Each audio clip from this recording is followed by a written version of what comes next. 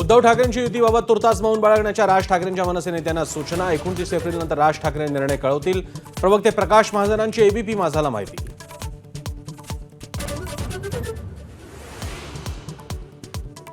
महाराष्ट्राच्या मनातली भावना दोन्ही ठाकरेंनी व्यक्त केली। ठाकरे बंधूंच्या एकत्र येण्याच्या चर्चांवर खासदार संजय राऊतांचं वक्तव्य। भूतकाळ विसरून पुढे जायचं ठरल्याचा दावा।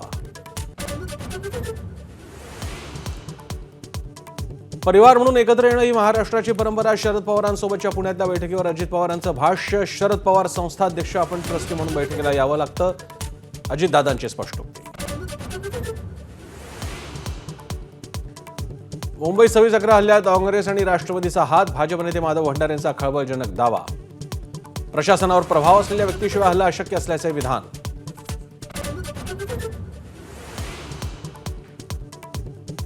चौकशी करून कोण कोण जबाबदार आहे ते शोधून कारवाई करू, आताचे उपमुख्यमंत्री आणि तत्कालीन मंत्री अजित पवारांची प्रतिक्रिया। तर आमदारकी न मिळाल्यानं भंडारी वैफल्यग्रस्त, अनिल देशमुखांचा खोचक टोला।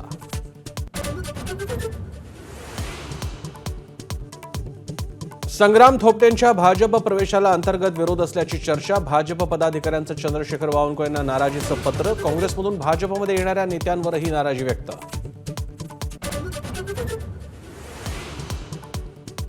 मनसेच्या प्रतिपालिका सभागृह कार्यक्रमासाठी आदित्य ठाकरेंना निमंत्रण। आदित्य ठाकरे निमंत्रण स्वीकारणार का, याकडे सगळ्यांचं लक्ष।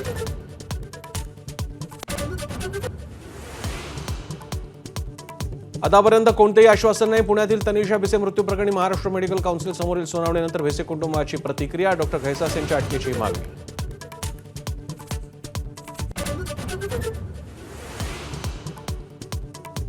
औरंगजेबाच्या कबरीची महाराष्ट्रात काय गरज? द्वारका, शारदा आणि ज्योतिषपीठाचे शंकराचार्य प्रज्ञानंद सरस्वती यांचा सवाल। कबरीबाबत फडणवीसांना अधिक आक्रमक होण्याचा सल्ला।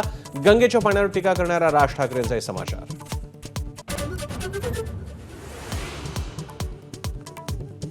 सोन्याच्या दरानं ओलांडला लाखाचा टप्पा। जीएसटीसह सोन्याचा दर प्रतितोळा 1,01,16 रुपयांवर। चांदी प्रति किलो 1,00,000च्या उंबरठ्यावर।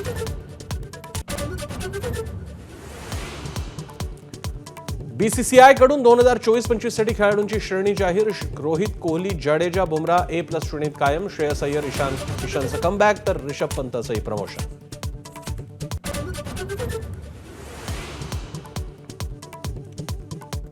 पोप फ्रान्सिस यांचं वयाच्या 88व्या वर्षी निधन। व्हॅटिकन सिटीमध्ये घेतला अखेरचा श्वास। गेल्या अनेक दिवसांपासून होते फुफ्फुसाच्या आजारानं ग्रस्त।